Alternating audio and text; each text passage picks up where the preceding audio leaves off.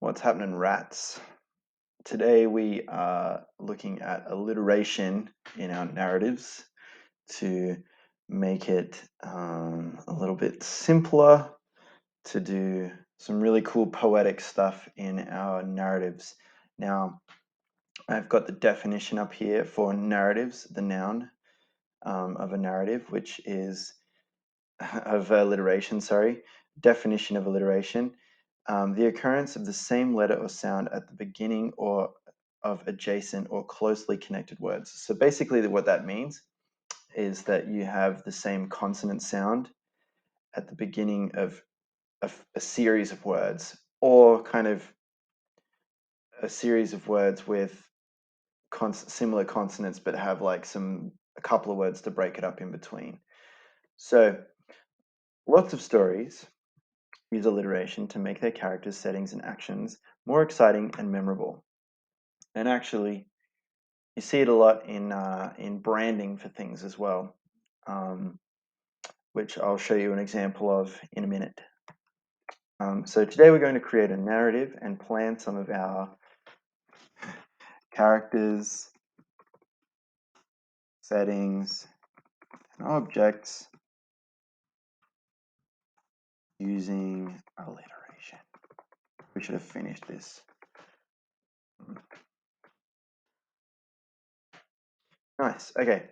So this is my example. Okay. If I was to plan a story, a character that uses alliteration at the beginning of their name to make him a little bit more memorable is Donald Duck. Imagine if his name was Bert the Duck. You wouldn't remember that as quickly. Donald Duck rolls off the tongue. It gives you a bit more of a memorable, more interesting idea of what the character is, and a more memorable name. So Donald Duck, he's my guy. He's going to be my main character in my story. One of the actions he's going to use is that he's going to be diving down into the depths of Lake Doom. So as you can see here, I've got D, D, D, D, and you could even say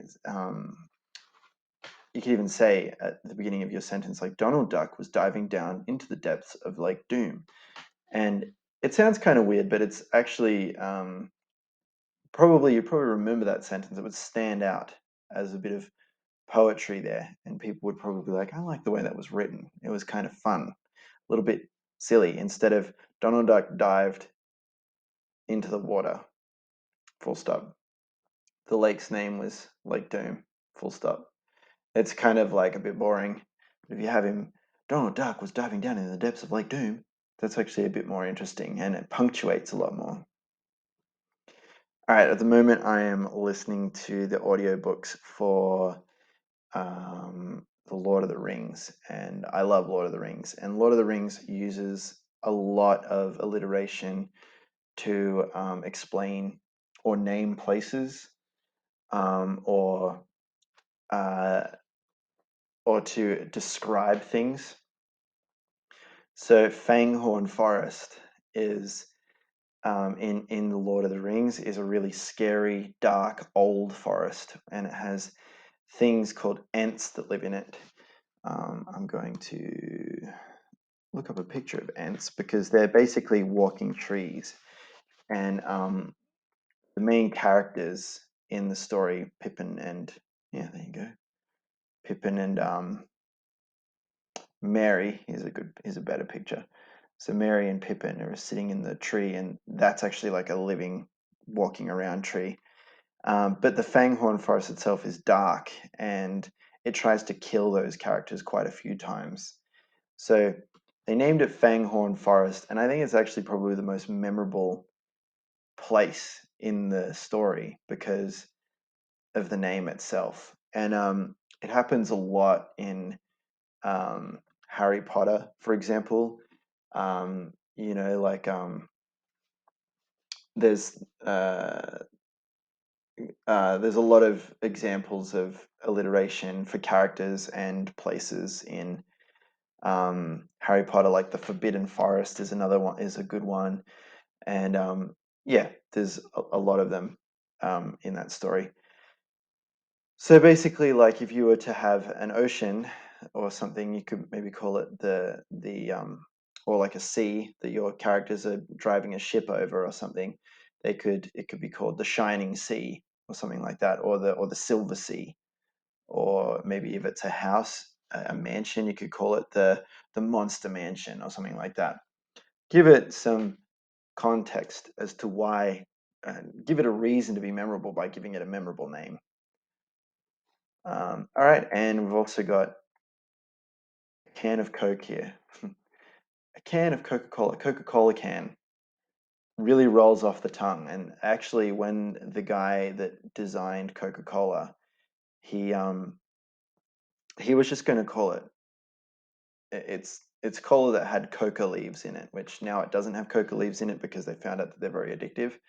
But he marketed it in cans because he liked the idea of the words Coca-Cola can being a runoff, and he marketed it in cans and in bottles, but he would call the bottles containers initially, so a Coca-Cola container. Basically, that alliteration helped people remember the brand, and you can even see here that it has the word classic on there, the Coca-Cola Classic. People remember that, and as a brand and as an object. So you could have some kind of object in your story that uses alliteration to make it more memorable. So down here, I want you guys to have a little bit of a plan. I want you to put one character in here, a picture of it. You can look on Google Images, or you can draw one, take a photo of it and put it on there, or you could draw one in Paint or something, or whatever application you use to make pictures, and put it in there and give it an alliterated name. So, lots and lots of alliterated names out there, like Mickey Mouse, Donald Duck is the one I used before, but there's Pluto the Pup. All of those old Walt Disney cartoons, Looney Tunes and stuff, use alliteration to, like Lola. Oh no, Lola Bunny isn't one, but I suppose Lola Bunny. Anyway, lots of alliteration to do that. There's lots of characters in Harry Potter too, like Peter Pettigrew. You're supposed to remember that name because it comes up a lot in the series, and you don't know who he is at first, so it's a name that you remember, and you're like, "What? Who's Peter Pettigrew?" Whereas a lot of the other characters that you are with all the time don't have alliterated names because you don't really need them. So pick an action. Maybe it could be surfing, or you could be running, or you could be driving, or you could be sleeping soundly, silently. You could have and you're going to pick a place. So maybe it could be a forest, or it could be a desert, or something like that. So you're going to name it, use alliteration to name it. If it was a desert, you could call it like the sandy savanna, or the Duney desert would be a pretty cool one. And then the last one we got is an object. So an object, it could be a sword, it could be an axe, it could be some lipstick, anything you want. And you're going to name it using alliteration.